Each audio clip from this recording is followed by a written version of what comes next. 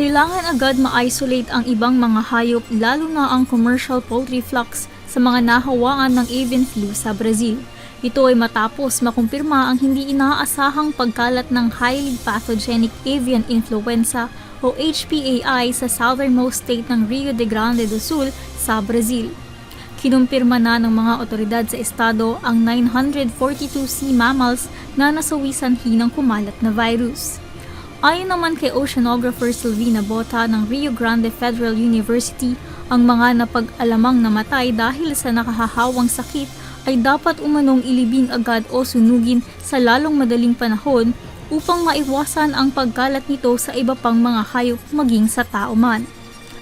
Unang naiulat ang pagkakaroon ng HPAI sa Brazil noong Mayo at gumawa na ng preventive measures ang pamahalaan upang hindi tumuloy ang pagkalat ng nakahahawang sakit sa mga commercial poultry farms at maiwasan ang outbreak.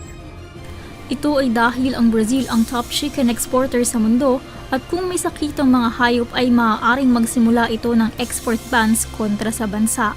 Bukod sa mga ibon, mabilis na rin kumalat ang virus sa ibang mga hayop.